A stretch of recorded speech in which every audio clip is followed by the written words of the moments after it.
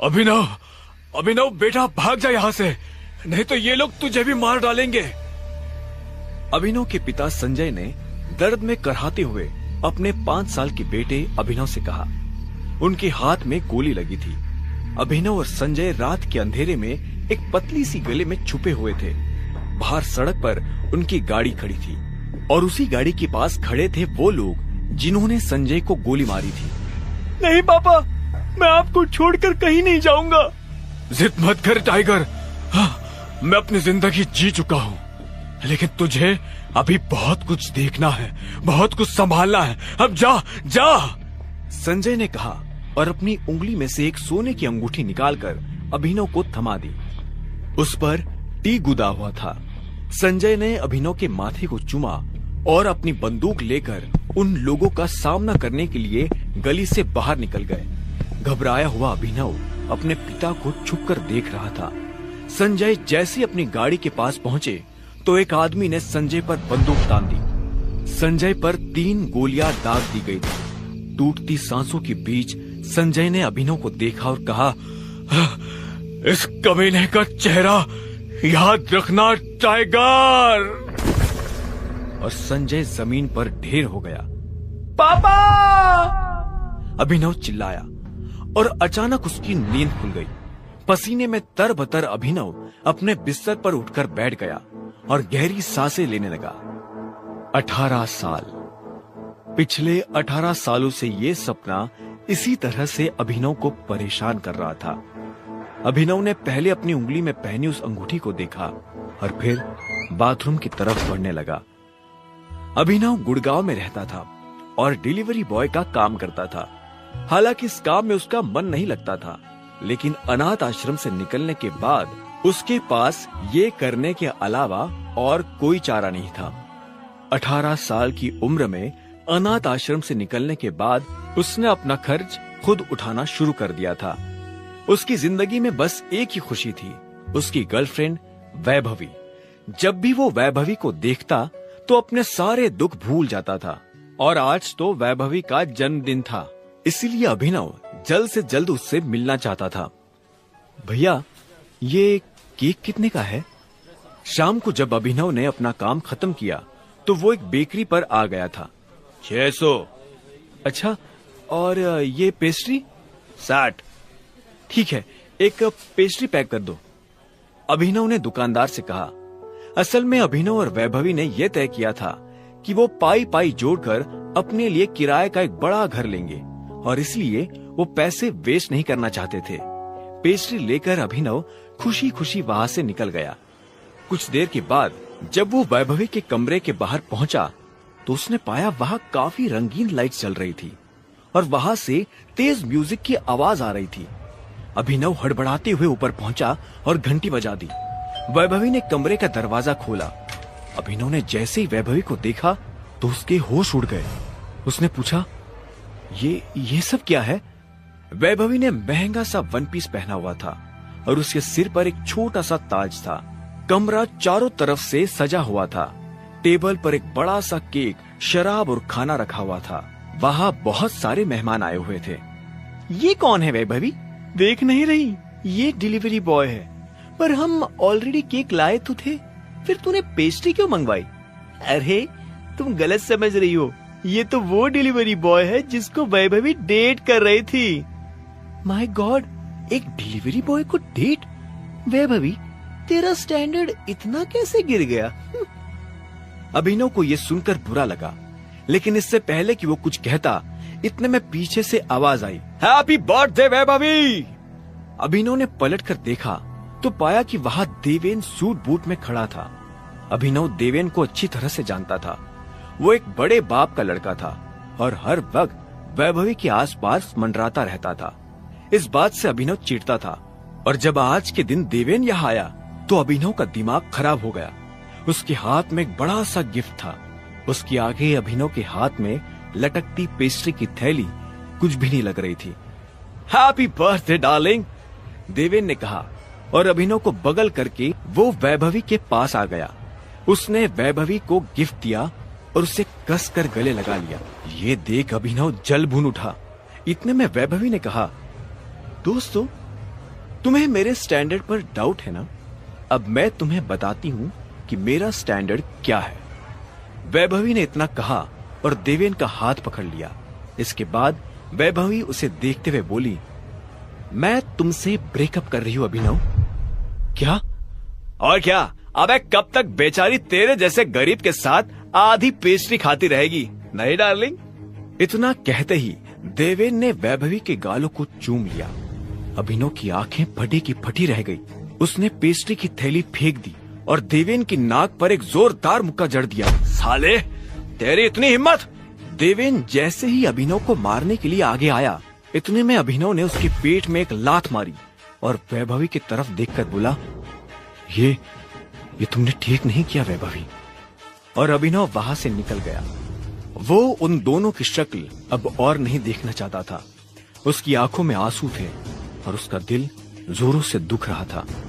वो एक बड़े से होटल के सामने फुटपाथ पर ही शराब पीने बैठ गया था। हर घूंट के साथ उसकी आंखों के सामने वो दृश्य आ रहा था जिसमें वैभवी देवेन के गालों को चूम रही थी। हर घूंट के साथ उसके दिल का दर्द और बढ़ते जा रहा था। यह तुमने ठीक नहीं किया वैभवी, यह तुमने ठीक नहीं किया। नशे में धुत अभिनव ने शराब की आखिरी बोतल सड़क पर फोड़ते हुए कहा। उसे चक्कर आ रहे थे और वो गश खाकर वही सड़क पर लेट गया। उसका दिल तो बुरी तरह से टूट गया था, लेकिन उसके लिए ये रात यही खत्म नहीं होने वाली थी। उधर जब अभिनव सड़क पर बेहोश हो गया था, तब इधर सनी सिंह अपनी गाड़ी में बैठा बेचैन हो रहा था। सनी सिंह की बहन अनन्या सिंह उसके गले का कांटा बन गई थी। सनी अपने दादा हरदेव पाल सिंह की नजर में आने के लिए और अनन्या को रास्ते से हटाने के लिए कुछ भी कर सकता था, और आज वो अपनी गाड़ी में अपने आदमियों के साथ निकल पड़ा था अपनी बहन को सबक सिखाने के लिए। इधर कुछ देर के बाद अभिनव के बगल से सनी सिंह की महंगी सी गाड़ी गुजरी। जैसे ही सनी की नजर अभिनव पर पड़ी तो उसने गाड़ी रुकवाई और नीचे उतरकर अभिनव के पास चला गया। वो अभिनव को मुस्कुराते हुए देख रहा था। सनी के आदमी भी उसके पीछे उतरे। उनमें से एक ने हिचकिचाते हुए कहा, बॉस, ये हमारे पास टाइम नहीं है। सुबह होने से पहले अगर हमने इसे अनन्या के कमरे में नहीं डाला तो हमें दोबारा इस काम को करने का मौका नहीं मिलेगा। सनी ने कहा और अभिनव को गाड़ी में डालने का इशारा कर दिया। उन्होंने अभिनव को गाड़ी में डाला और वहां से रवाना हो गए। कुछ देर के बाद सनी की गाड़ी एक बड़े से होटल के बाहर आकर खड़ी हो गई। सनी ने अपने आदमियों से कहा, इसकी पैंट उतारो और रूम नंबर 409 में ले चलो। सनी के आदमी अभिनव को उठाकर सीधा रूम नंबर 409 में घुसे और उन्होंने अभिनव को बहुत आहिस्ते से उस बिस्तर पर लेटा दिया। वहाँ पहले से सनी की बहन अनन्या लेटी हुई थी। सुबह जब अभिनव की करवट बदली तो उसका हाथ एक नर्म हाथ से टकरा गया। अभिनव की नींद टूटी और उसने देखा कि वो एक अनजान लड़की के बगल में बिना पैंट के लेटा हुआ था। इधर अनन्या की भी नींद खुल गई। अपने आप को इस हाल में पाया तो गुस्से में अभिनव के गाल पर एक जोरदार थप्पड़ मार बोली, ये तुमने मेरे साथ क्या किया? कौन हो तुम और मेरे कमरे में कैसे आए? और ये तुमने पैंट क्यों नहीं पहनी है? अनन्या ने खींचते हुए कहा। अभिनव को कुछ समझ नहीं आ रहा था, फिर भी उसने कोशिश की और बोला, वो मैं। इतने में अनन्या के कमरे का दरवाजा खुला और सनी अपने आदमियों के साथ अंदर आ गया। शेम ऑन यू बहना, मुझे तो पहले से तुम्हारे कैरेक्टर पर डाउट था। मैंने कितनी बार दादाजी को समझाया पर वो हर बार बोले नहीं, मेरी अनन्या ऐसा नहीं कर सकती। इसलिए मैंने उन्हें अपनी पोती की रंगरलियों का लाइव टेलीकास्ट दिखाने के लिए यही बुला लिया। सनी के मुंह से दादाजी का नाम सुन अनन्या घबरा गई। वो हाथ जोड़ बोली, भाई मुझे सच में नहीं पता क्या हुआ, कैसे हुआ। मैं तो इस लड़के तक को पहली बार देख रही हूँ। मैं भी, और हम दोनों के बीच ऐसा कुछ नहीं हुआ है जैसा। इससे पहले कि अभिनव सफाई देता, अनन्या और सनी के दादा हरदेव पाल सिंह कमरे में पहुंच चुके थे। उनके पहनावे से समझ आ रहा था कि वो बहुत अमीर आदमी थे। अनन्या को इस हाल में देख उनकी आंखें गुस्से में लाल हो गई थी। मुझे तुमसे ये उम्मीद नहीं थी। दादाजी, जैसा आप समझ रहे हैं वैसा बिल्कुल नहीं है। अनन्या, तुम्हें अच्छी तरह से पता था नियम क्या है, फिर भी तुमने उसे तोड़ दिया। और तू? जब अभिनव की नजर हरदेव से मिली तो उसे लगा वो अपनी आंखों के सामने मौत देख रहा है। हरदेव उसके पास आए और बोले, तू मेरी पोती के साथ सोया था ना? हमारे परिवार के कानून के हिसाब से आज से तू सिंह परिवार का दामाद है। क्या? लेकिन हम दोनों के बीच तो कुछ हुआ ही नहीं। अच्छा। हरदेव ने तीखी नजरों से अभिनव के पैरों को देखा। उसने पैंट नहीं पहनी थी। ये देख हरदेव ने अभिनव को घूरा और अपने आदमियों से बोला, मारो साले को। इससे पहले कि अभिनव कुछ समझता, हरदेव की आदमियों ने उसे मारना शुरू कर दिया था। अभिनव हरदेव की उम्र का लिहाज कर रहा था, इसलिए उसने अपने आप को रोक लिया था। कुछ देर के बाद हरदेव ने अपने आदमियों को रुकने का इशारा किया और अनन्या की तरफ देखते हुए कहा, अनन्या, इसे हॉस्पिटल भेजना ताकि शाम को ये अकरम की पार्टी में आने के लिए तैयार हो जाए। याद रखना, मुझे शाम को अकरम की पार्टी में तुम्हारे साथ ये जरूर नजर आना चाहिए। इतना कहते ही हरदेव गुस्से में वहां से निकल गया। उसके पीछे सनी भी अनन्या को चिढ़ाने के लिए मुस्कुराते हुए वहां से निकल गया। अभिनव दर्द से करहा रहा था।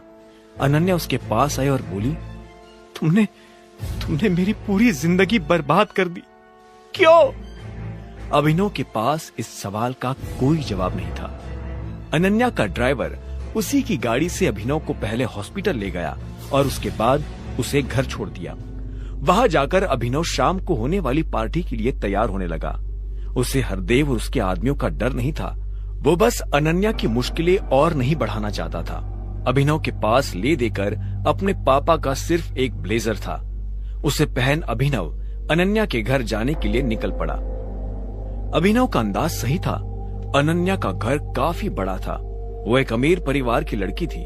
अनन्या गाड़ी में बैठी और दोनों पार्टी के लिए निकल पड़े। उसकी आंखों में दिख रहा था कि वो अभिनव से कितनी नफरत करती थी। अभिनव भी पार्टी में इतने बड़े लोगों के बीच जाने से घबरा रहा था। उसी घबराहट में उसने कब अपने पापा की अंगूठी को उंगली में गोल गोल घुमाना शुरू कर दिया, उसे पता ही नहीं चला। जब वो लोग अकरम के घर के बाहर पहुंचे तो अंदर जाने से पहले अनन्या ने अभिनव से पूछा, इस अंगूठी को उतार दो प्लीज, ये काफी गंदी है। अभिनव ने अनन्या को घूरते हुए देखा और बोला, सॉरी, लेकिन ये अंगूठी मेरा सब कुछ है। अनन्या खिंच गई और अंदर बढ़ने लगी। अभिनव भी उसके पीछे पीछे चलता जा रहा था। अकरम का घर किले जैसा था, जिसके चारों तरफ बाउंसर्स बंदूकें लिए खड़े थे। जैसे ही अनन्या और अभिनव अंदर आए तो इतने में उसकी नजर देवेन से टकरा गई। हाँ बे, तू यहाँ क्या कर रहा है बे साले? देवेन ने पूछा। He is my husband, Ananya ने कहा। अनन्या, तुम पागल हो गई हो क्या? इस फटीचर में ऐसा क्या देखा जो इससे शादी कर ली? देवेन के मुंह से अभिनव को ये सुन गुस्सा आ गया। जुबान संभाल कर बात कर देवेन, नहीं तो क्या कर लेगा? है? देवेन भी तैश में आ गया। अभिनव उसके ऊपर हाथ उठाने ही वाला था कि इतने में उन दोनों का झगड़ा देख पार्टी का ऑर्गेनाइजर अकरम वहां पहुंच चुका था। उसने कहा, क्या हो रहा है यहाँ? अकरम सर, देखिए ना इस आदमी को, ये एक क्रिमिनल है और जबरदस्ती आपकी पार्टी में घुस आया है। देवेन के कहने पर अकरम ने अभिनव को ऊपर से नीचे तक देखा और बोला, कौन हो तुम? यहाँ कैसे आए? ये मेरे हस्बैंड है, अनन्या ने अपनी शर्म छुपाते हुए कहा। अकरम को विश्वास नहीं हुआ। उसने अभिनव से कहा, तुम यहाँ इनवाइटेड नहीं हो। इससे पहले कि मैं पुलिस को बुलाऊं, चले जाओ यहाँ से। अभिनव ने देवेन को गुस्से में देखा, अपना हाथ नीचे किया और वहां से निकलने लगा। देवेन भी उसे जाता देख मुस्कुराया और बोला, थैंक यू अकरम सर। और अनन्या, तुम भी इससे दूर रहना, साला गरीब। इतने में अकरम ने कहा, एक मिनट रुको। अभिनव रुका और पलटकर अकरम को देखने लगा। अकरम अभिनव के पास आकर उसकी अंगूठी को देखने लगा और बोला, क्या मैं तुमसे 2 मिनट बात कर सकता हूँ अकेले में? मुझसे? हाँ, आओ मेरे साथ। अकरम ने कहा और अभिनव का हाथ पकड़कर उसे अपने साथ अंदर ले जाने लगा। अनन्या, देवेन, सनी और पार्टी में मौजूद बाकी लोग ये देख हैरान हो गए थे। कुछ देर के बाद जब वो अकरम के कमरे में पहुंचे तो अकरम ने दरवाजा बंद किया और अभिनव के पास आकर बोला, क्या मैं तुम्हारी ये अंगूठी देख सकता हूँ? क्यों? चिंता मत करो, मैं इसे मांग नहीं रहा, बस मुझे कुछ देखना है, प्लीज। अभिनव उसकी बात सुन हिचकिचाया। और आखिर में अंगूठी उतार कर उसे दे दी। अकरम ने उसे उलट पलट कर देखा। उस अंगूठी के अंदरूनी भाग में टी लिखा हुआ था। उसे पढ़ते ही अकरम के दिल की धड़कनें तेज हो गई और उसने अभिनव के पैरों में गिरते हुए कहा, टाइगर। अभिनव ने अकरम के मुंह से ये शब्द सुना तो वो हैरान हो गया। उसे अचानक से अपने पिता के वो आखिरी शब्द याद आ गए जो उन्होंने अभिनव से विदा लेते हुए कहे थे। लेकिन अभिनव हैरान था। उसे समझ नहीं आ रहा था कि अकरम ये सब कैसे जानता था। इससे पहले कि वो कुछ कहता, अकरम ने कहा, आखिरकार हमने तुम्हें ढूंढ ही लिया टाइगर। टाइगर? हाँ, मैं पिछले 18 सालों से तुम्हें ढूंढ रहा हूँ। तुम हमारे टाइगर हो टाइगर, हमारे इस हजारों करोड़ के बिजनेस एम्पायर के वारिस, जिसे हम तीनों दोस्तों ने मिलकर खड़ा किया था। मैं, तुम्हारे पापा संजय गढ़वाल और राणा अग्निहोत्री। इतना कहते ही अकरम ने दीवार पर टंगी एक तस्वीर की तरफ इशारा कर दिया जिसमें संजय, अकरम और राणा तीनों मौजूद थे। राणा को देख अभिनव को झटका लगा। उस रात अभिनव के पिता पर जिस आदमी ने गोली चलाई थी वो राणा था। अभिनव की आंखें गुस्से से लाल हो गई। ये देख अकरम ने पूछा, क्या हुआ? तुम इतने गुस्से में क्यों हो? नहीं, मैं ठीक हूँ। आपको मुझसे कुछ बात करनी थी ना? हाँ, मैं तुम्हें हमारी कंपनी द माफिया किंग के बारे में कुछ बताने वाला था। हम तीनों ने मिलकर द माफिया किंग को खड़ा किया था, जिसके नाम से पॉलिटिशियंस, सेलिब्रिटी और इस देश का बड़े से बड़ा आदमी कांपता था। पर तुम्हारे पापा के जाने के बाद सब बिखर गया। इस बीच हमारे कुछ दुश्मन भी खड़े हो गए हैं। उनमें से सबसे बड़ा दुश्मन है दिग्पाल चिंगावत। वो सालों से तुम्हें ढूंढ रहा है। वो तुम्हें मारकर हमारा नामो निशान मिटा देना चाहता है। फिलहाल द माफिया किंग का सारा काम राणा का बेटा मोंटी संभाल रहा है, लेकिन अब से कंपनी की भागदौड़ तुम्हारे हाथ में होगी। अपने पिता के काम को अब तुम्हें ही आगे बढ़ाना है टाइगर। ये सुनते ही अभिनव के कान खड़े हो गए थे। कल तक उसकी जेब में 100 रुपये भी नहीं थे और आज अचानक वो हजारों करोड़ की कंपनी का मालिक हो गया था। अब आगे क्या होने वाला था? क्या अभिनव अपने पिता का बदला ले पाएगा? कैसे एक डिलीवरी बॉय संभालेगा अपने पिता की हजारों करोड़ की कंपनी द माफिया किंग? जानने के लिए सुनते रहिए द रिटर्न ऑफ टाइगर, सिर्फ पॉकेट एफएम पर। अभिनव की जिंदगी रातों रात पलट चुकी थी। उसके साथ जो हुआ उस पर उसे अभी तक यकीन नहीं हो रहा था। उसके हाथ में अपने पिता की तस्वीर थी, लेकिन उस तस्वीर में वो गुस्से से भरी आंखों से राणा को देख रहा था। अगर उसका बस चलता तो वो अभी के अभी राणा का सिर काटकर अपने पिता की मौत का बदला ले लेता। जब अकरम ने अभिनव को इस हाल में देखा तो बोला, मैं तुमसे पूछना ही भूल गया। तुम इतने सालों तक कहाँ थे? अभिनव ने अपनी दर्द और गुस्से भरी आंखों से अकरम को देखा और बोला, पापा के जाने के बाद मेरी परवरिश एक अनाथ आश्रम में हुई। कुछ सालों बाद मैं वहां से बाहर निकला और काम करने लगा ताकि अपनी पढ़ाई का खर्च उठा सकूं। लेकिन आप लोग इस दौरान मुझे ढूंढने क्यों नहीं आए?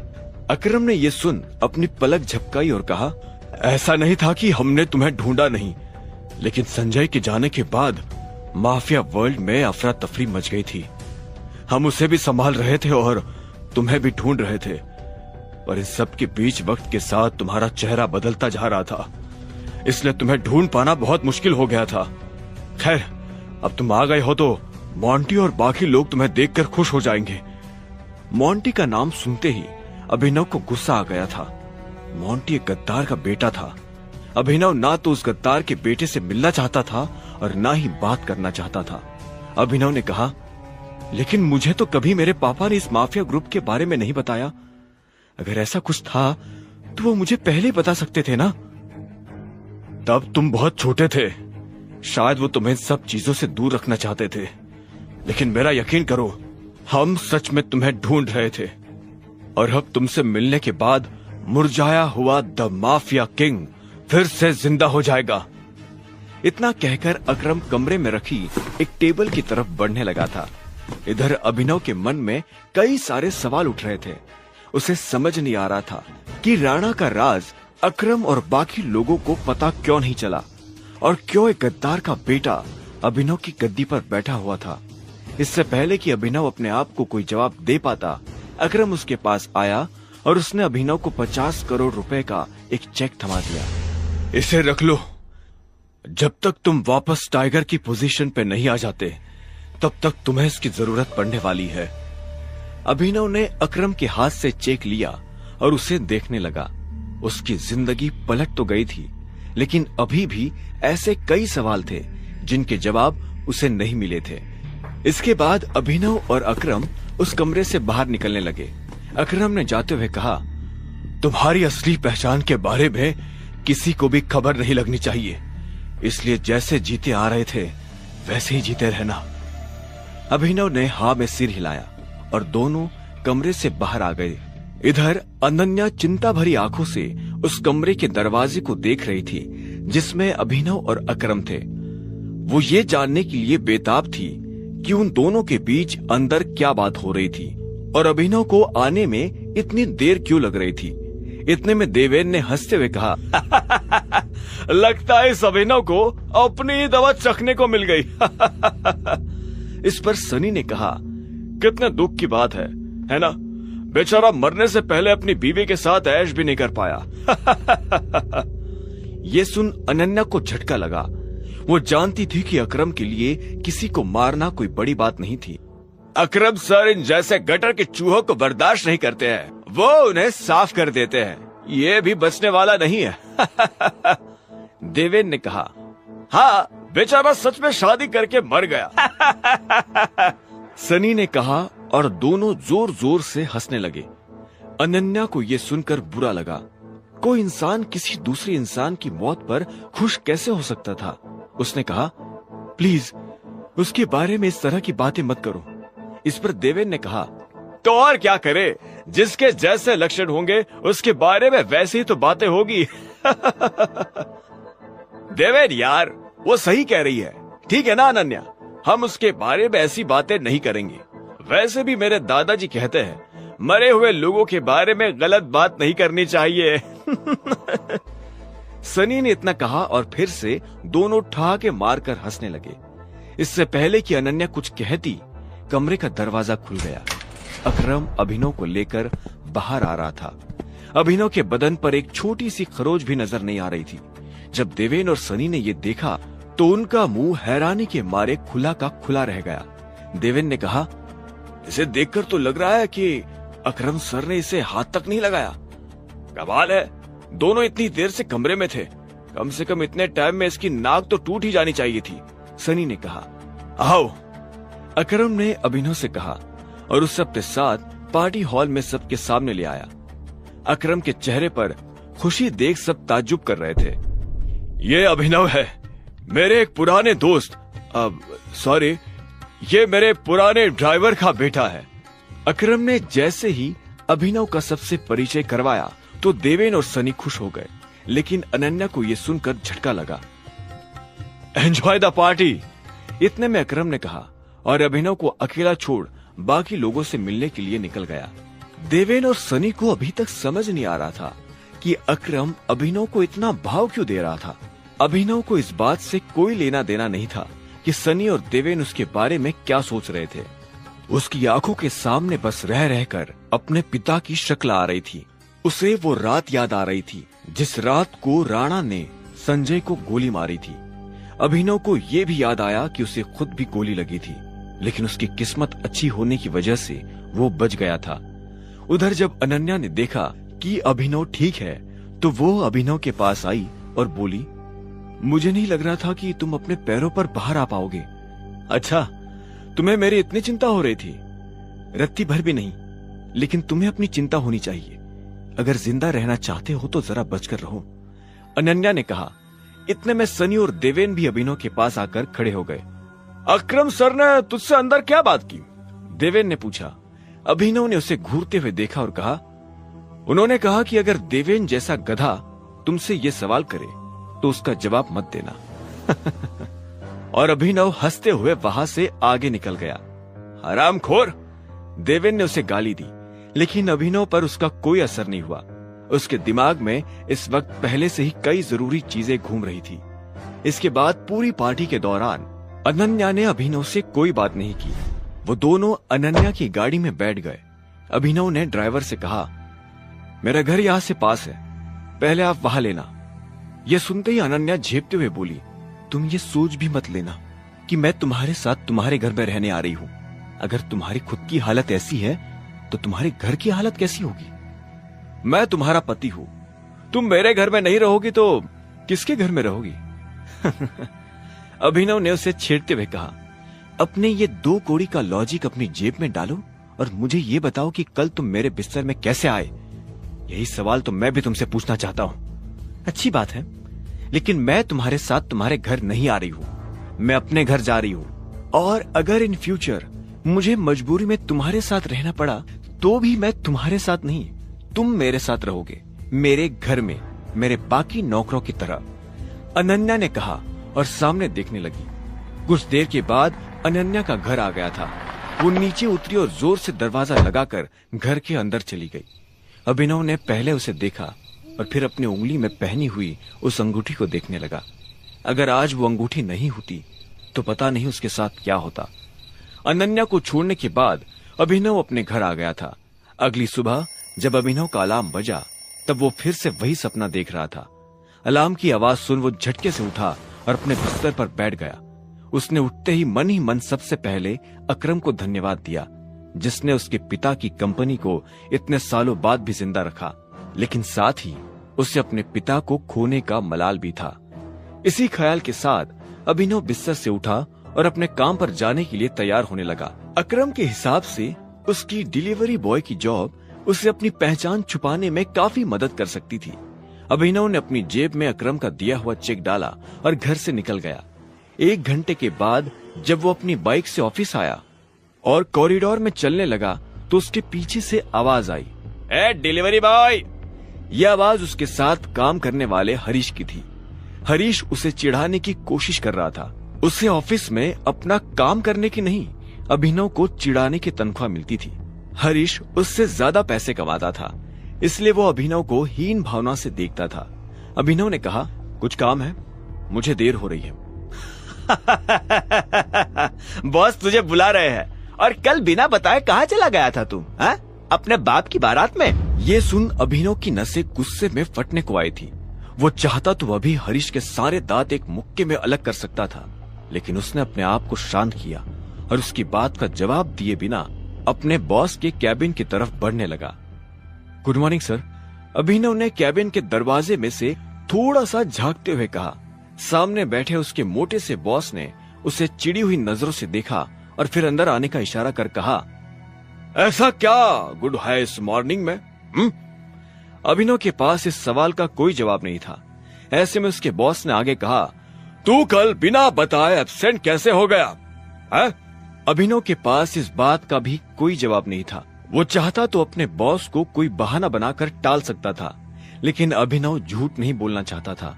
ऐसे में उसके बॉस ने फिर से कहा, तुझे पता है कि कल कितनी सारी डिलीवरीज थी? तेरी वजह से हमें कितना नुकसान हुआ, इसका अंदाजा भी है तुझे? पर सर, मुझे महीने में 1 कैजुअल लीव तो मिलती है ना। तो फिर शट अप। काम तुझसे होता नहीं, बस बहस करने आ जाता है। ये कंपनी क्या तेरे बाप की है? ये सुनते ही अभिनव का पारा गर्म हो गया।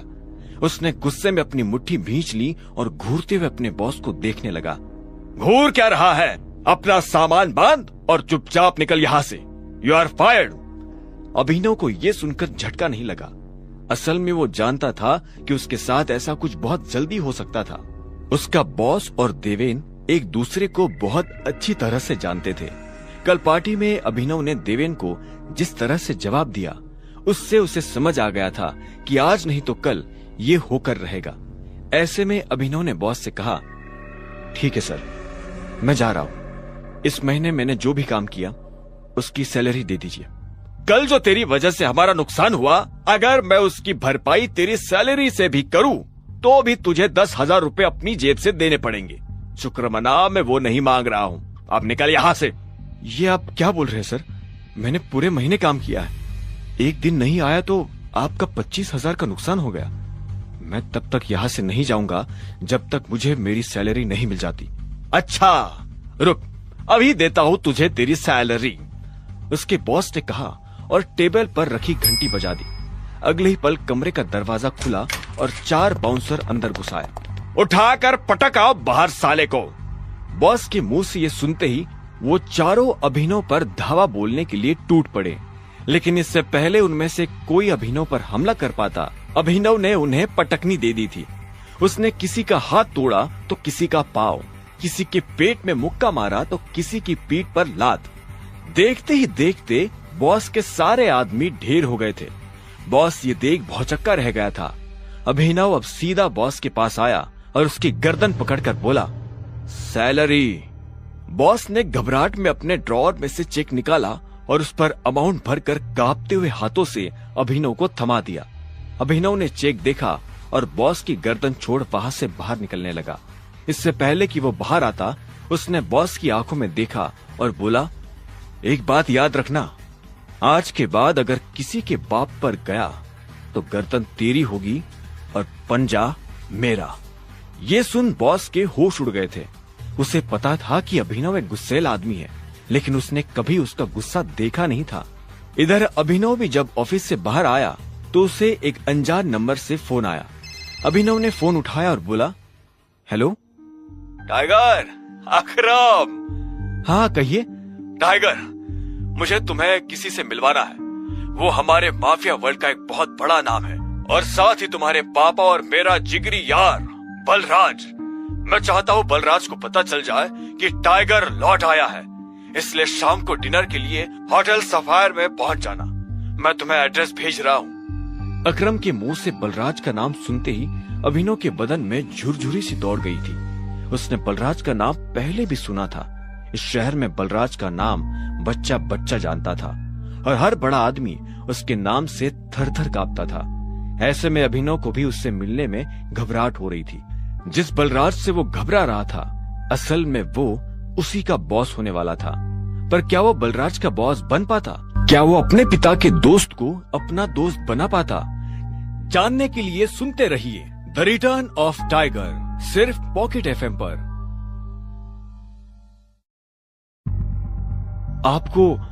आपको सच में लगता है कि मुझे बलराज जी से मिलना चाहिए? अभिनव ने अकरम से पूछा।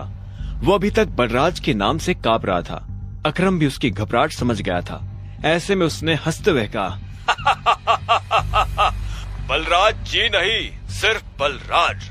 तुम टाइगर हो यार, और जंगल के सारे जानवर टाइगर के नाम के आगे जी लगाते हैं, लेकिन टाइगर किसी के नाम के आगे जी नहीं लगाता। चलो मिलते हैं शाम को।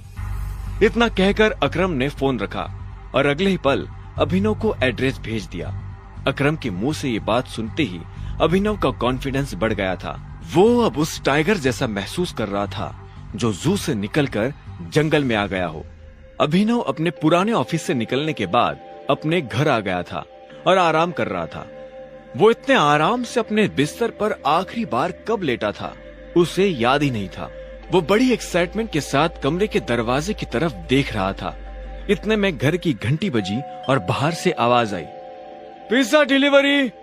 यह आवाज सुनते ही अभिनव के चेहरे पर मुस्कान आ गई।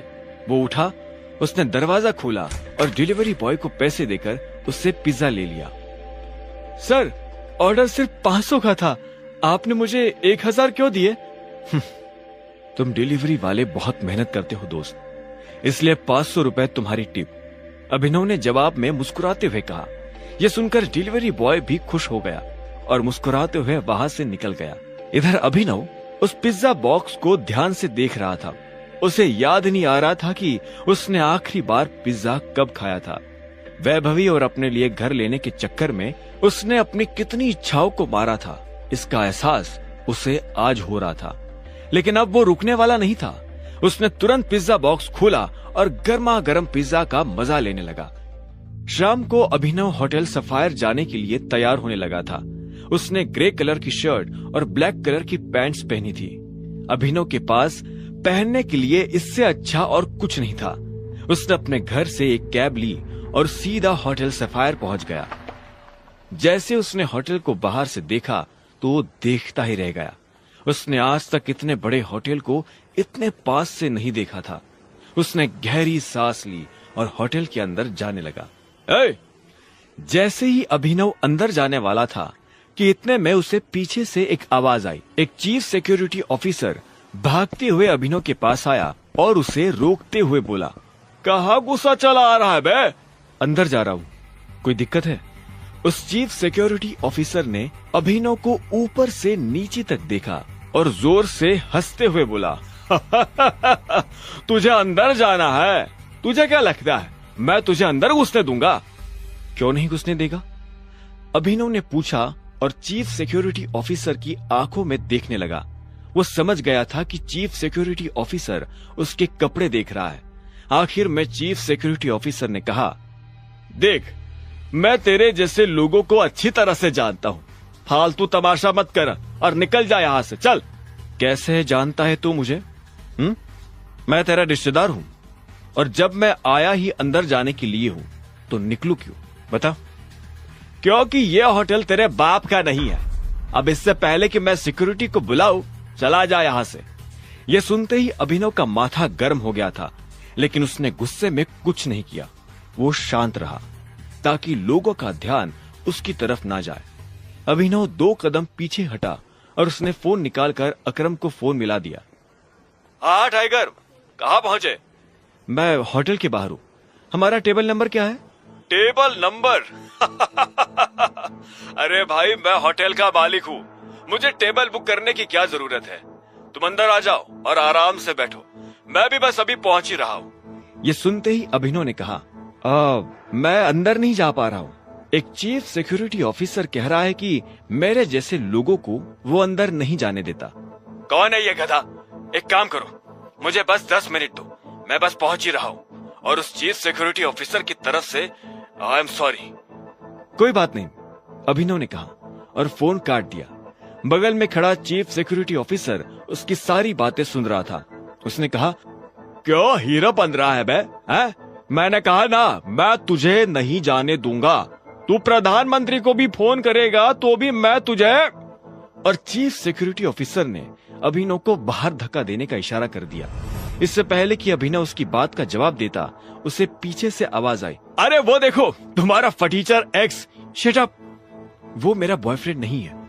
मैं अपने से छोटे लोगों से बात तक नहीं करती, उससे बॉयफ्रेंड क्या बनाऊंगी?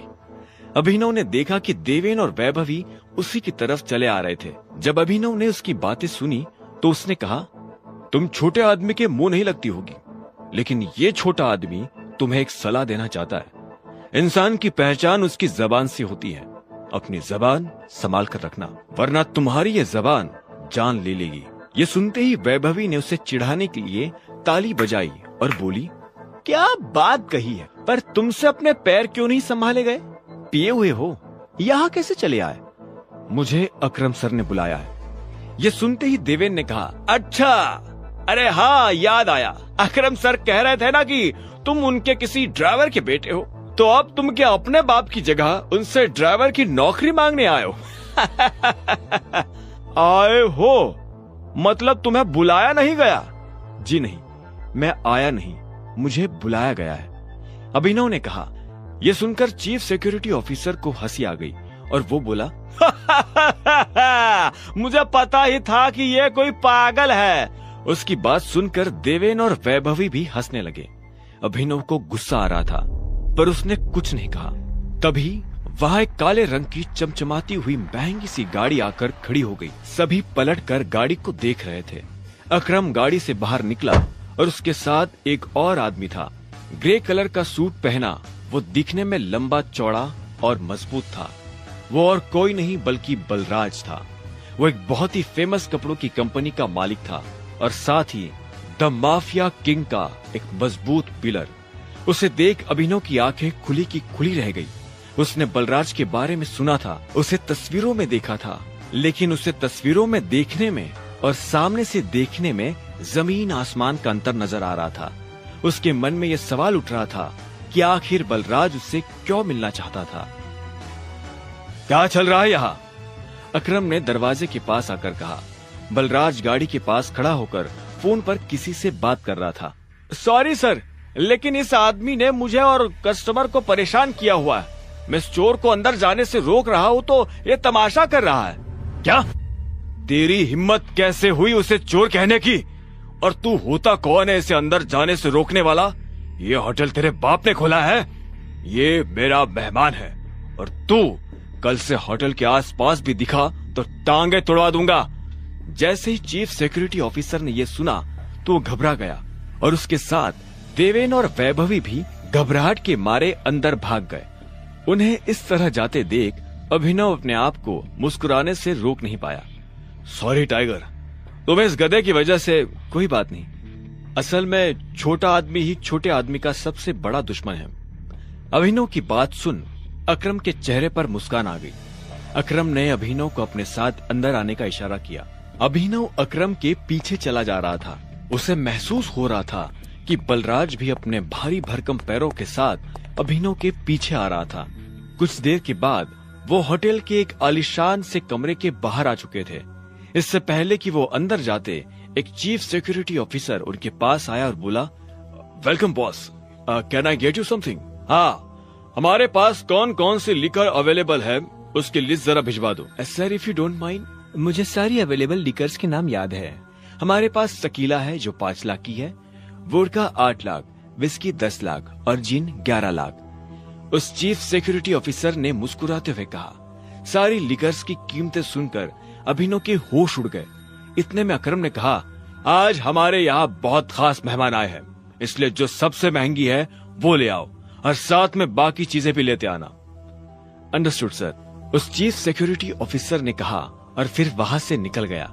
इतने में बलराज ने अपनी भारी सी आवाज में अकरम के पास आकर पूछा, तुम्हारा चीफ सिक्योरिटी ऑफिसर तुम्हें तुम्हारे ही शराब के रेट्स क्यों बता रहा था, जबकि तुम कोई भी चूज कर सकते थे? वो इसलिए कि मैं दिन देखकर शराब मंगवाता हूँ। आज का दिन मेरी, इनफैक्ट हमारी जिंदगी का सबसे बड़ा दिन है, इसलिए मैंने हम तीनों के लिए सबसे महंगी शराब मंगवाई है। अच्छा, बलराज ने मुस्कुराते हुए कहा। अभिनव के चेहरे पर भी मुस्कान आ गई थी। इतने में अकरम ने कमरे का दरवाजा खोला और खोलते हुए अभिनव की तरफ पलटते हुए कहा, यहाँ तुम्हें तुम्हारी पहचान छुपाने की जरूरत नहीं है, यह रूम सबसे प्राइवेट और सबसे सेफ है। अभिनव ने हाँ में सिर हिलाया और अकरम के साथ अंदर चला गया। वो एक आलीशान कमरा था जिसमें एक राउंड टेबल लगी थी और उसके आसपास कुर्सियां लगी हुई थी। कमरे की छत पर झूमर टंगा हुआ था। वो तीनों कुर्सियों पर बैठ गए। तब अभिनव बलराज को बहुत ध्यान से देख रहा था। इतने में अकरम ने बलराज से कहा, मैंने तुम्हें एक बहुत ही जरूरी खबर देने के लिए यहाँ बुलाया है। हमें संजय का बेटा टाइगर मिल गया है, लेकिन वो अभी अंडर कवर है, इसलिए मैं तुम्हें उससे बाहर नहीं मिलवा सकता था। अकरम के इतना कहते ही 2 चीफ सिक्योरिटी ऑफिसर अंदर आए और उन्होंने वाइन और बाकी चीजें टेबल पर रख दी। Anything else sir? Chief security officer ने पूछा। अकरम ने ना में सिर हिलाया और उन दोनों को जाने का इशारा कर दिया। दोनों चीफ सिक्योरिटी ऑफिसर वहां से निकल चुके थे। इधर बलराज ने बोतल उठाई और अपना ग्लास भरना शुरू कर दिया। बलराज ने बोतल वापस रखी, एक नजर अभिनव को देखा और बोला, तो टाइगर यही है? बलराज ने कहा और ग्लास अपने होठों से लगा लिया। वो ग्लास में से पैनी नजरों से अभिनव का चेहरा देख रहा था। हाँ, यही है हमारा टाइगर।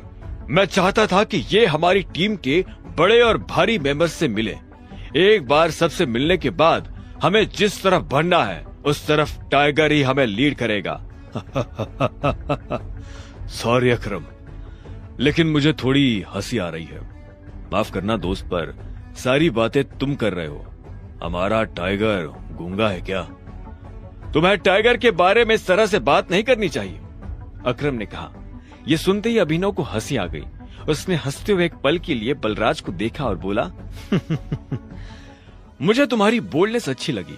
तुम बॉस होगे, लेकिन भूलो मत कि तुम किसके सामने बैठे हो। मैं टाइगर हूं और मैं गूंगा नहीं हूं। मैं यहां अपनी गद्दी लेने आया हूं। यह सुनते ही बलराज के चेहरे पर एक झीनी सी मुस्कान आ गई और वो अभिनव को जवाब देने से पहले उसे पैनी नजरों से देखने लगा। फिर उसने अपना ग्लास टेबल पर रखा और बोला, अच्छा, तुम टाइगर हो, तो ये बताओ टाइगर, इतने सालों से कहाँ गायब थे? ऐसा तो नहीं हो सकता ना कि तुम अचानक एक दिन कहीं से हमारे सिर पर आकर खड़े हो जाओ और बोलो कि मैं टाइगर हूं। मजाक तो नहीं चल रहा यहाँ। जिस गद्दी की तुम बात कर रहे हो उसे लिया नहीं जाता, कमाया जाता है। जानता हूं, छीनना तो मेरे खून में भी नहीं है। और इतने साल में कहाँ गायब था, क्या कर रहा था, शायद उस बारे में बात करने जितना हमारे पास टाइम नहीं है। रही बात कि मैं टाइगर हूं या नहीं, तो अपना तरीका बताओ, मैं अभी साबित कर देता हूं। शाबाश! अकरम ने मुस्कुराते हुए अभिनव को देखा। उसकी आंखों में अभिनव के लिए गर्व की भावना झलक रही थी। उसने जितना सोचा था, अभिनव उससे भी खूंखार था। लेकिन बलराज के माथे पर शिकन बरकरार थी। उसकी आंखों से पता चल रहा था कि वो इतनी जल्दी अभिनव को टाइगर नहीं मानने वाला था। वैसे भी पूरे ग्रुप में अगर बलराज किसी चीज के लिए जाना जाता था तो वो थी उसकी जिद। वो इस बात को नहीं पचा सकता था कि कल को एक बच्चा उसके सिर पर बैठकर राज करे। ऐसे में उसने अभिनव से कहा, सिर्फ अकरम की शाबाशी से काम नहीं चलेगा प्यारे। मैंने ये एक्सेप्ट नहीं किया कि तुम टाइगर हो। तुमने कहा कि तुम साबित कर सकते हो, तो मैं तुम्हें चैलेंज देता हूं। ये सुनते ही अकरम के कान खड़े हो गए। वो जानता था बलराज क्या करने वाला है। उसने बीच में आते हुए कहा, क्या कर रहे हो बलराज? लेकिन बलराज ने अकरम को हाथ के इशारे से चुप रहने के लिए कहा और फिर अभिनव की तरफ देखते हुए बोला, चलो लड़ाई करते हैं। अगर तुम हारे तो भूल जाना कि तुम टाइगर हो। हमसे कुछ पैसे लेना और गुड़गांव से जितना दूर हो सके उतना दूर सेटल हो जाना। अरे नहीं बलराज, ये सही नहीं है, अकरम ने घबराहट में कहा। बलराज जवाब के इंतजार में अभिनव को देख रहा था। अकरम ने अभिनव को देख ना में सिर हिला दिया। अभिनव ने अकरम से नजर हटाई, बलराज को देखा, अपना ग्लास उठाया, एक सांस में सारी शराब गटकी और जोर से ग्लास टेबल पर पटक कर बोला, कब करनी है लड़ाई? ये सुनते ही बलराज के चेहरे पर मुस्कान आ गई। अकरम के होश उड़ गए थे। अब आगे क्या होने वाला था? क्या अभिनव बलराज को हरा पाएगा या उसे अपने पिता का दिया हुआ सब कुछ छोड़कर हमेशा के लिए दूर जाना पड़ेगा? जानने के लिए सुनते रहिए द रिटर्न ऑफ टाइगर, सिर्फ पॉकेट एफएम पर।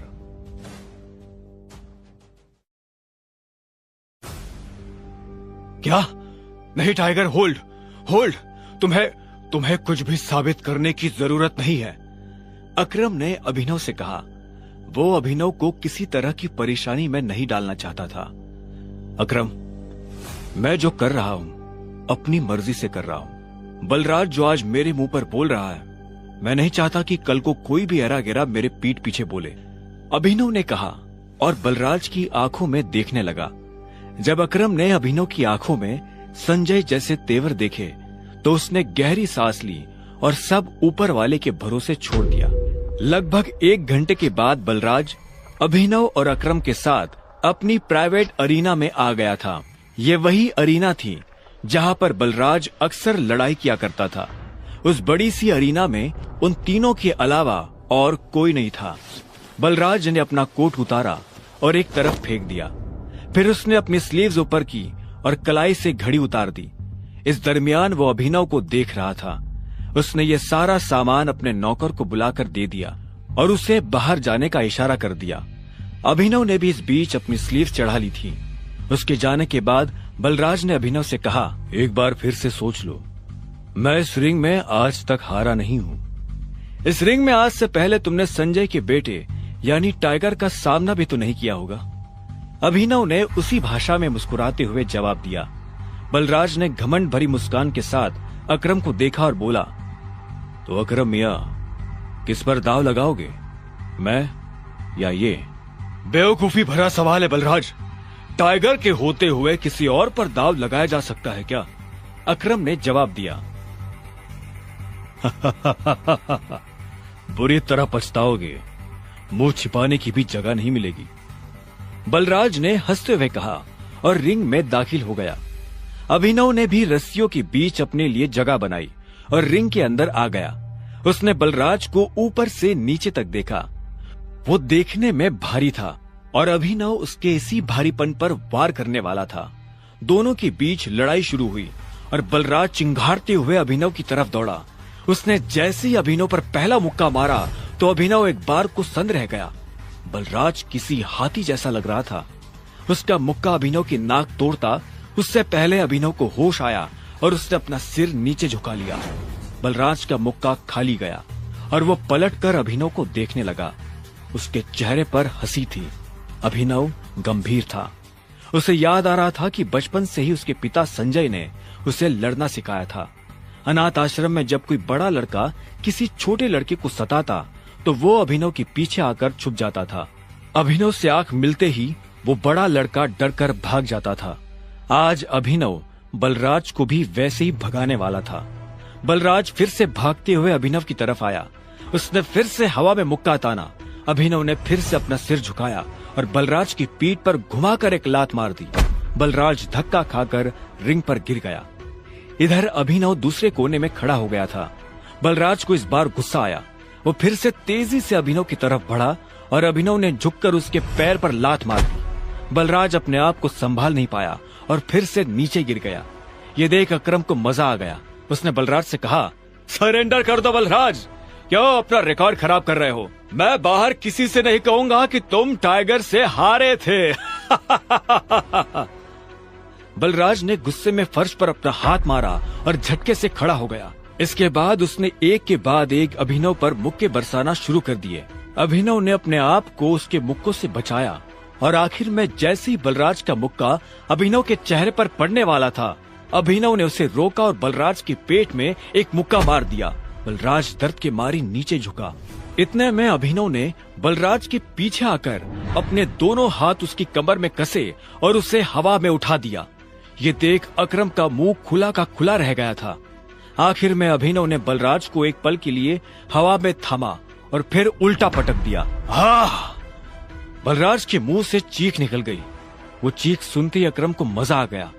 अभिनव ने बलराज को छोड़ा और चुपचाप रिंग के कोने में जाकर खड़ा हो गया।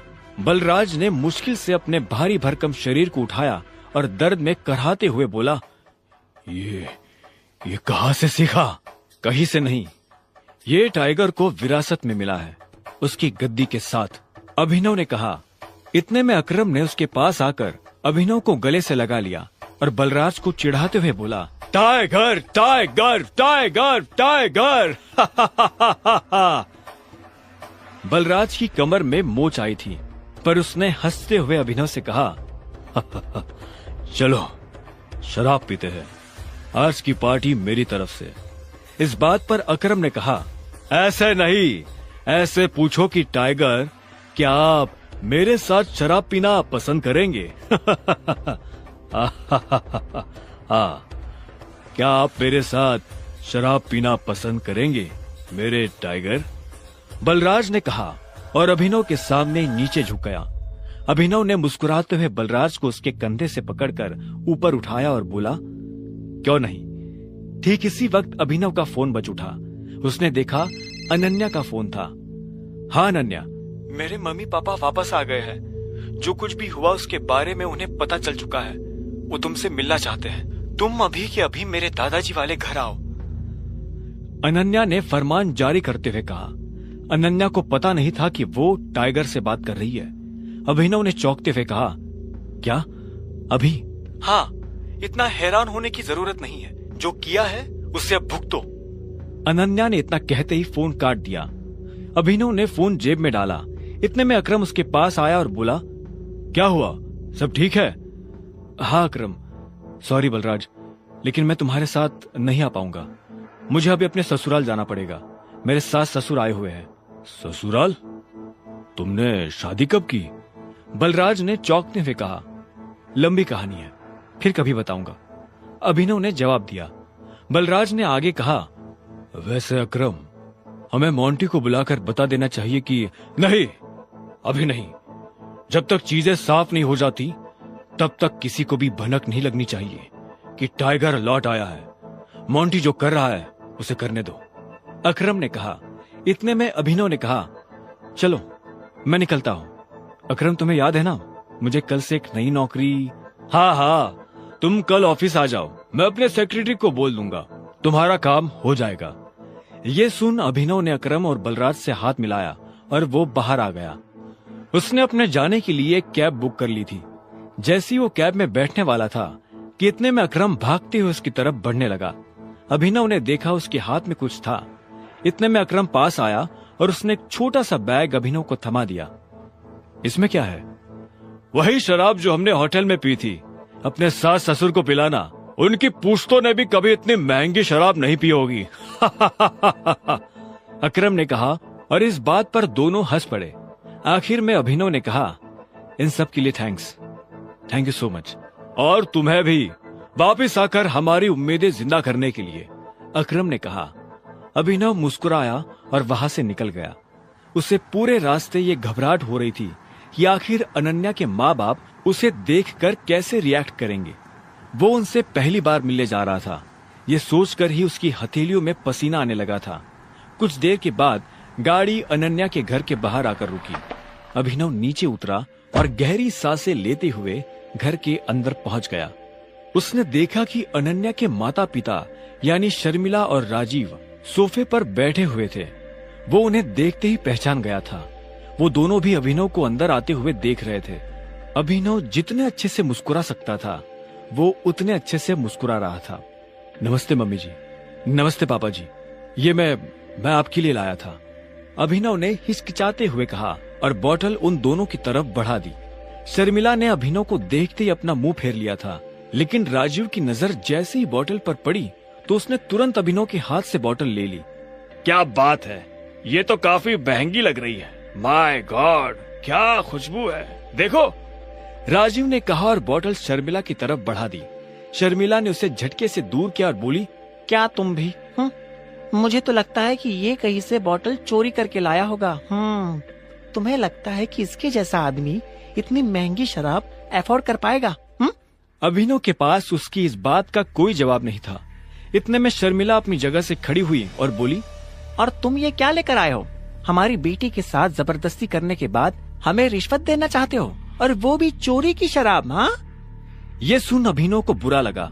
उसने कहा, सॉरी, लेकिन मैंने ना तो किसी के साथ कोई जबरदस्ती की है और ना ही चोरी। अच्छा, तो मेरी बेटी के साथ तुम्हारा भूत सोया था। तुमने ये सब इसलिए किया ताकि तुम मेरी बेटी की जायदाद हड़प सको, वरना कहा तुम और कहा मेरी बेटी। हाँ। अभिनव को ऐसा लगा जैसे उसके सीने में किसी ने छुरा घोंप दिया हो। कोई भी उसकी बात सुनने को राजी नहीं था। हाँ, ये बात ठीक है कि वो अनन्या के साथ एक बिस्तर पर सोया था, लेकिन उसने ये सब जानबूझकर नहीं किया था। उसे खुद नहीं पता था कि वो अनन्या के कमरे में कैसे पहुंचा। अगर उसे पहले से ये सब पता होता तो वो कभी ऐसा नहीं करता। पर आखिर में अभिनव ने कोई सफाई नहीं दी। उसे पता था कि कोई फायदा नहीं होगा। शर्मिला ने गुस्से में उबलते हुए कहा, गूंगे हो, मुंह में जुबान नहीं है साले।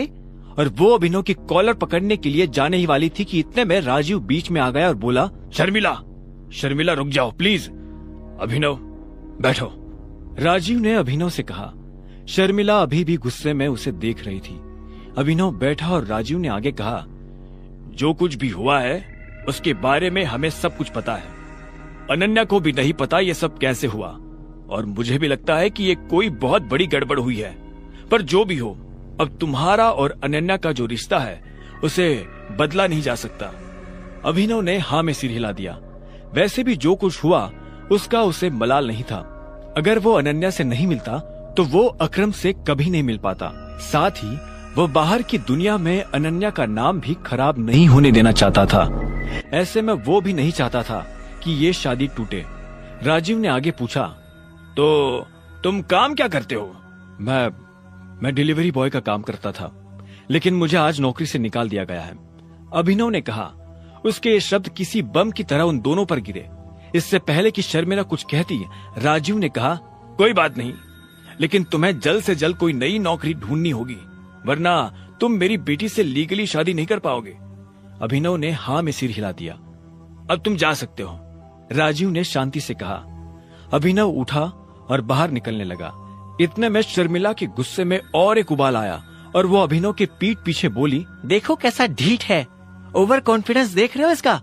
जेब में 10 रुपया नहीं है पर चल ऐसे रहा है जैसी किसी जंगल का टाइगर हो। राजीव, तुम्हें लगता है कि कोई इस जैसे लीचड़ को काम पर रखेगा? ये सुनते ही अभिनव पलटा और बोला, रखेगा नहीं, रखेंगे। मेरे लिए काम की कमी नहीं है। सुना तुमने? शर्मिला ने राजीव की ओर देखकर पूछा। राजीव भी अभिनव की बात सुनकर हैरान हो गया।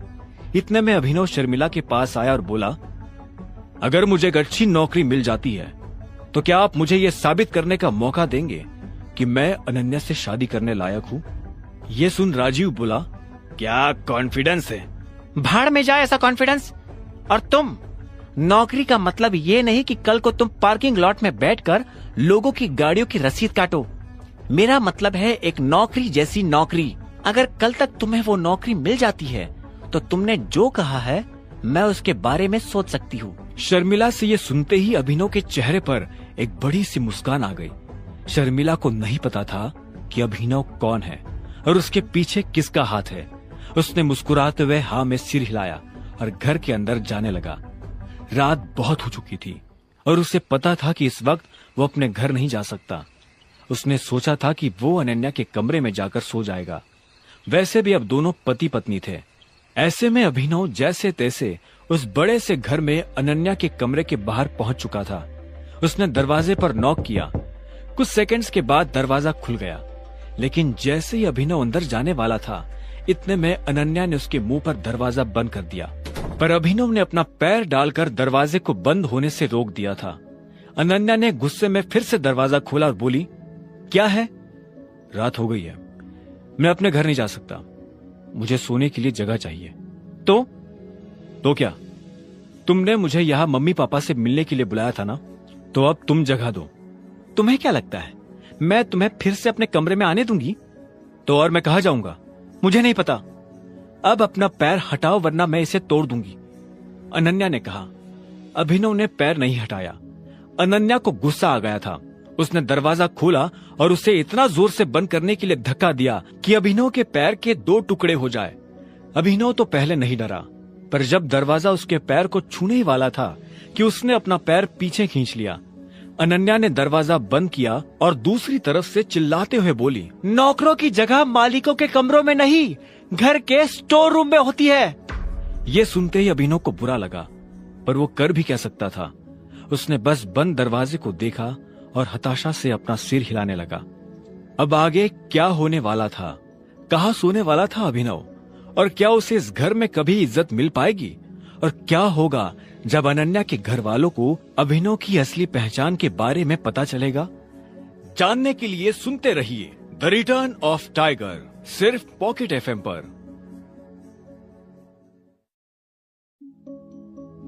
चलो मानता हूं उस रात में शराब के नशे में था, लेकिन इसे अपने कमरे का दरवाजा खुला रखकर सोने की क्या जरूरत थी? अभिनव ने अपने आप से कहा। वो अभी भी अनन्या के कमरे के बाहर खड़ा था।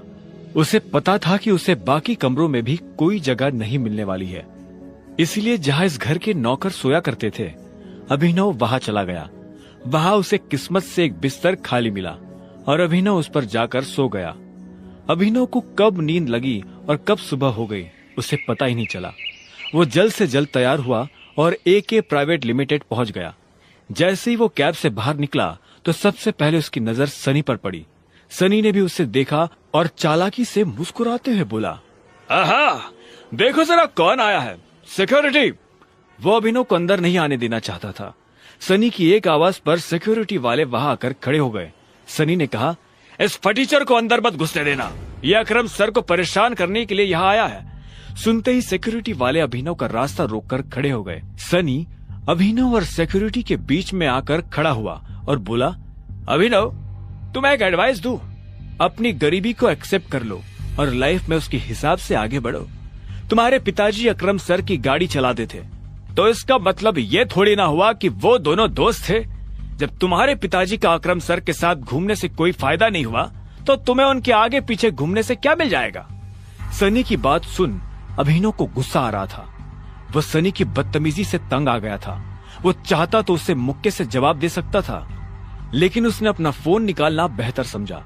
वो अकरम को फोन मिलाने वाला था, पर इससे पहले कि वो अकरम को फोन मिला पाता, इतने में एक सुंदर सी लड़की काली स्कर्ट और सफेद शर्ट में उसकी तरफ चली आ रही थी।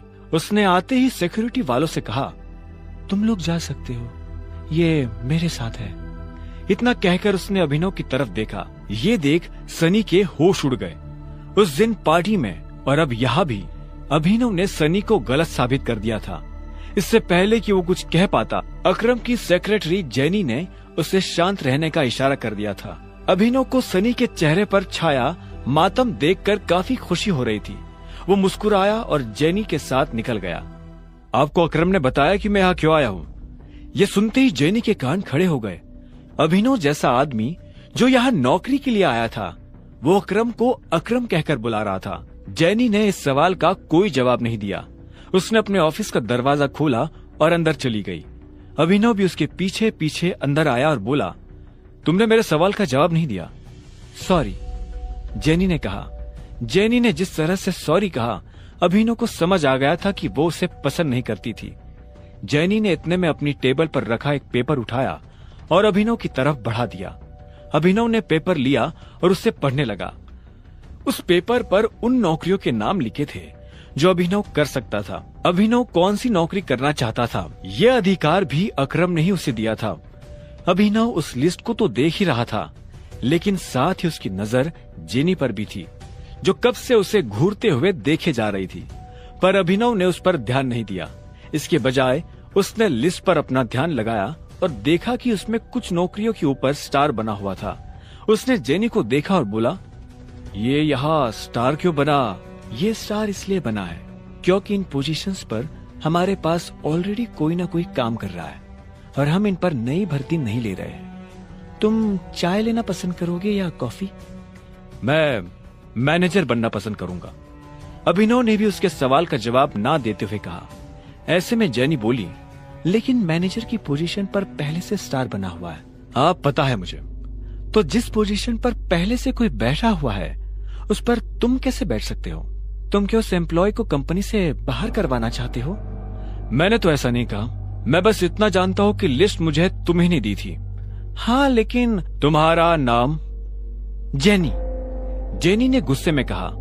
अभिनव के सवालों से उसे चिढ़ हो रही थी। अभिनव को उसके नाम से कोई मतलब नहीं था। उसने आखिर में कहा, देखो जेनी, इसमें मेरी कोई गलती नहीं है। तुमने मुझे लिस्ट लाकर दी, मैंने उसमें से अपनी पसंद की पोस्ट चुन ली।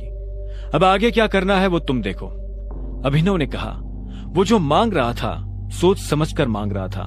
वैसे तो पूरी कंपनी ही उसकी थी और वो जल्द से जल्द इसे संभालना चाहता था, लेकिन मॉन्टी के आ जाने से पहले वो ऐसा कुछ नहीं कर सकता था। ऐसे में उसने मैनेजर की पोस्ट ही मांग ली थी ताकि वो अनन्या और उसके माता पिता के सामने अपनी काबिलियत साबित कर सके। ठीक है मिस्टर अभिनव, तो अब मुझे तुम्हारे बारे में कुछ जानकारियों की जरूरत पड़ने वाली है और तुम्हारा ऑफिस कल से शुरू हो जाएगा, जेनी ने कहा। अभिनव ने हाँ में सिर हिलाया और वहां से निकल गया। सनी को अभी भी समझ नहीं आ रहा था कि आखिर अभिनव वहां क्या लेने आया था। उधर अभिनव को लगा कि अब कल से नौकरी पर जाने के लिए उसे नए कपड़ों की जरूरत पड़ने वाली है। कपड़ों के साथ साथ उसे अपना फोन भी बदलने की जरूरत थी। अकरम का दिया हुआ चेक उसकी जेब में ही रखा हुआ था। अब चौकी अनन्या के माता पिता आए हुए थे, तो उनको और हरदेव पाल को दिखाने के लिए अभिनव जानता था कि उसे उनके साथ उन्हीं के घर में रहना पड़ेगा और नौकरों के कमरे में ही सोना पड़ेगा। लेकिन वो इतनी आसानी से हार मानने वाला नहीं था। वो ये साबित कर देने वाला था कि वो इस दुनिया का सबसे बेस्ट दामाद है। अभिनव अपने चेक से पैसे निकालने के लिए बैंक चला आया। तभी उसकी नजर प्रणव से मिली। प्रणव उन लोगों में से था जो अभिनव की गरीबी का मजाक उड़ाया करता था। जैसे उसने अभिनव को बैंक के अंदर आते हुए देखा तो बोला, अरे वाह, देखो तो कौन आया है। प्रणव खुद एक बैंकर था। वो अरबपति तो नहीं था, लेकिन उसके पास अच्छी खासी दौलत थी। वो दिखने में भी स्मार्ट था। वो अभिनव को इसलिए जानता था क्योंकि अभिनव अक्सर इस बैंक में डिलीवरी के काम से आया करता था। हालांकि वो दिखने में अभिनव के आगे कुछ नहीं लगता था, लेकिन उसमें और अभिनव में एक ही फर्क था, गरीबी का। हेलो, मुझे थोड़े पैसे निकालने हैं, अभिनव ने कहा और प्रणव को चेक दिखाने लगा। प्रणव ने बिना चेक देखे कहा, चेक से? तुम्हें पता है ना, चेक से सिर्फ बड़ी रकम ही निकाली जा सकती है। मेरा अमाउंट बड़ा है, यहाँ काउंटर पर नहीं निकल पाएगा, इसलिए मैं मैनेजर से मिलना चाहता हूँ। ये सुनते ही प्रणव जोर जोर से हंसने लगा और बोला, तुम्हें उसकी जरूरत नहीं पड़ेगी, मुझे अपना चेक दिखाओ। अभिनव ने गुस्से में प्रणव को अपना चेक दिखा दिया। प्रणव ने बिना देखे अभिनव और बाकी लोगों की आंखों के सामने चेक फाड़ दिया। अभिनव प्रणव पर चिल्ला उठा, तुम्हारा दिमाग खराब है क्या? सिक्योरिटी को बुलाओ और इस आदमी को अभी के अभी बाहर निकलवाओ यहाँ से। फर्जी चेक लाकर बैंक वालों को बेवकूफ बनाता है। अभी पुलिस बुलाकर तुझे अंदर करवाता हूँ, प्रणव ने कहा।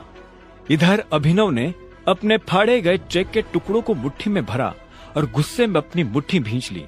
इतने में सिक्योरिटी वाले आए और उन्होंने अभिनव को चारों तरफ से घेर लिया।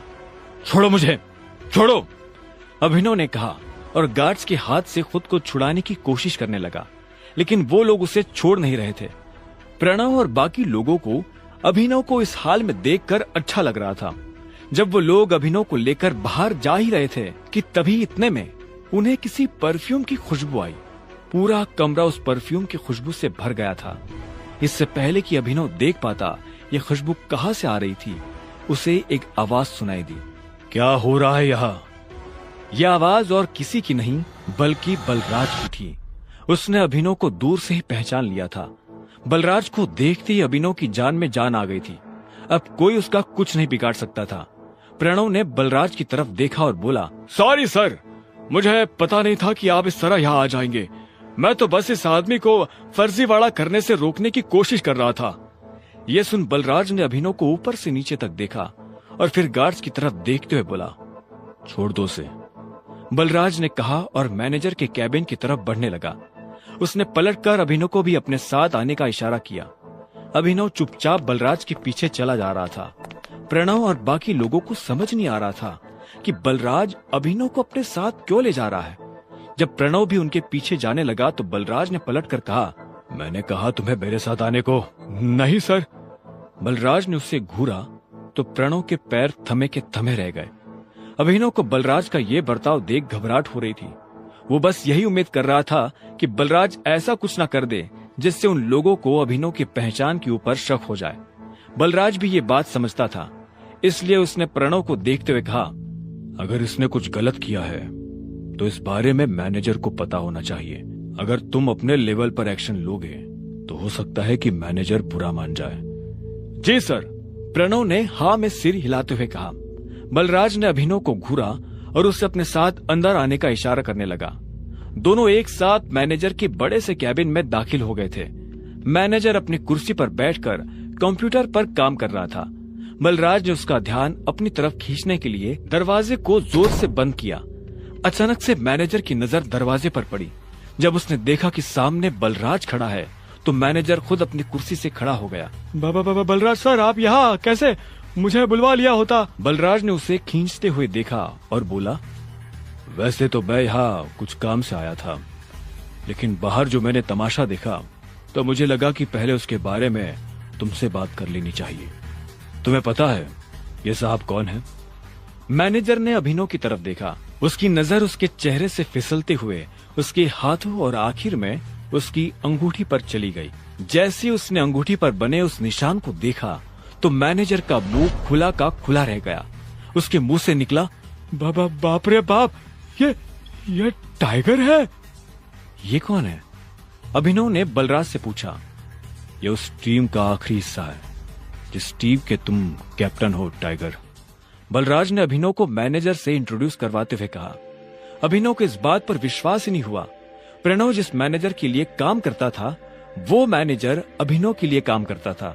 इससे पहले कि अभिनव कुछ कह पाता, मैनेजर उसके पैरों में आकर गिरा और बोला, टाइगर, आपको यहाँ कितनी देर हुई और मैं आपके लिए क्या कर सकता हूँ? फिलहाल तो आप मेरे पैरों में से उठ जाइए। आपको और इनको छोड़कर किसी को नहीं पता कि मैं टाइगर हूँ, अभिनव ने कहा। यह सुनते ही मैनेजर अपनी जगह पर खड़ा हो गया और बोला, आपको देखकर बहुत अच्छा लगा। अब आप आ गए हैं तो हमें जरूर इस मुसीबत से बाहर निकाल ही लेंगे। वो सब तो ये कर ही लेंगे, लेकिन उससे पहले आपको अपने नौकरों को सबक सिखाना पड़ेगा, क्योंकि अगर मैं सबक सिखाने पर आ गया तो आपको पता ही है क्या होगा। बलराज ने कहा और अभिनव के साथ जो हुआ उसने मैनेजर को सब बता दिया। ये सुनते ही मैनेजर का खून खौल उठा। उधर जब अभिनव और बलराज मैनेजर के कैबिन में खड़े थे तब इधर एक हट्टा कट्टा सा आदमी स्विमिंग पूल में काला चश्मा लगाकर खड़ा था। उसकी आंखों पर चश्मा, गले में सोने की मोटी चैन और बगल में विस्की का ग्लास था। उसकी बाहों में बिकनी पहने हुए एक लड़की खड़ी थी। वो आदमी लड़की के गालों को सहला रहा था। तभी उसे किसी के पैरों की आवाज सुनाई दी। उसने देखा उसका सेक्रेटरी भागते हुए उसके पास आ रहा था। सेक्रेटरी उस आदमी के पास आया और बोला, सर, अभी अभी खबर मिली है कि टाइगर लौट आया है। ये सुनते उस आदमी का हाथ रुक गया। उसने लड़की के गाल पर से हाथ हटाया और हाँ में सिर हिलाते हुए सिगार पीने लगा। आप कहते हैं तो? सेक्रेटरी आगे कुछ कहता उससे पहले उस आदमी ने कहा, अभी नहीं, अभी अभी तो आया है, थोड़ा उछल कूद करने दो। पर हाँ, इस बार उसे पिंजरे में डालने की गलती नहीं करनी है। सेक्रेटरी ने हाँ में सिर हिलाया और वहां से निकल गया। Who is tiger? बगल में खड़ी उस लड़की ने पूछा। उस आदमी ने जवाब में सिगार से एक लंबा कश लिया और धीरे धीरे उसका धुआं आसमान में छोड़ने लगा। अब आगे क्या होने वाला था? क्या करने वाला था मैनेजर प्रणव के साथ? और कौन था यह आदमी? जानने के लिए सुनते रहिए द रिटर्न ऑफ टाइगर, सिर्फ